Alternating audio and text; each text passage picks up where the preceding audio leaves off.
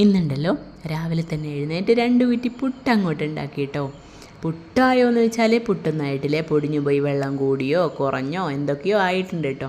പിന്നെ ഉണ്ടല്ലോ അൽറിൻകുട്ടൻ എഴുന്നേക്കാൻ ഇച്ചിരി ലേറ്റ് ആയിട്ടോ. അവന് കഫക്കെട്ടൊക്കെ ഉണ്ട്. പല്ല് തേപ്പിക്കാനുള്ള പാടാണ് കേട്ടോ ഈ കാണുന്നത്. പല്ല് തേക്കാൻ വരാൻ പറഞ്ഞാൽ ഞാൻ പിന്നെ തേച്ചോളാമേന്ന് പറഞ്ഞ് വാശി പിടിച്ചു. 2 ഉമ്മയൊക്കെ കൊടുത്തതിന് ശേഷം പല്ലൊക്കെ തേപ്പിച്ച് ചായയൊക്കെ കുടിപ്പിച്ചിട്ട് ഞാൻ നേരെ മേലെ പറമ്പിലേക്ക് പോവുകയാണേ. പറമ്പിൽ നിന്ന് കുറച്ച് പണിയൊക്കെ ഉണ്ട് കേട്ടോ.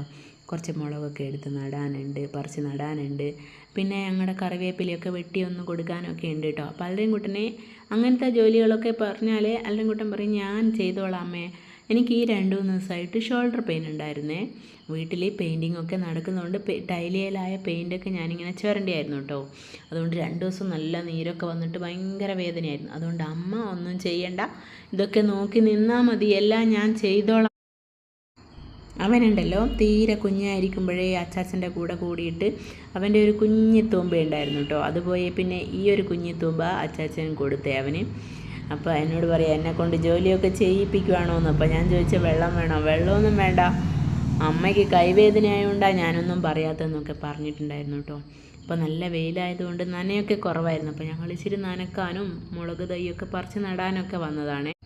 വീട്ടിൽ ഇന്ന് ഫുള്ള് ക്ലീനിങ് കേട്ടോ. ഇത് കഴിഞ്ഞിട്ട് വേണം കിച്ചണിൽ പോയിട്ടൊന്ന് ക്ലീൻ ചെയ്യാൻ. ഫുള്ള് പൊടിയൊക്കെ ആയിക്കോണേ.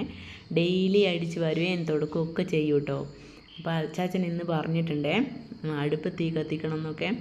അപ്പോൾ ഫുള്ള് വൃത്തിയാക്കണ്ടേ. അപ്പോൾ നിറയെ പൊടിയാണ് കേട്ടോ. കാർഡ്ബോർഡിൻ്റെ പീസൊക്കെ ഇങ്ങനെ നിലത്തിട്ട് അങ്ങോട്ടും ഇങ്ങോട്ടും ആയിട്ട് മണ്ണൊക്കെ ആയിട്ട് ഫുള്ള് പൊടിയാണ് കേട്ടോ. അപ്പോൾ ഇന്ന് ഫുള്ള് ക്ലീനിങ് ആണ് കേട്ടോ. പുറത്താണെങ്കിലും വീടിൻ്റെ ഉള്ളിലാണെങ്കിലും ഒക്കെ. അപ്പോൾ അൽറിൻകുട്ടൻ അവിടെ നിന്നൊക്കെ കളിക്കുന്നുണ്ടേ.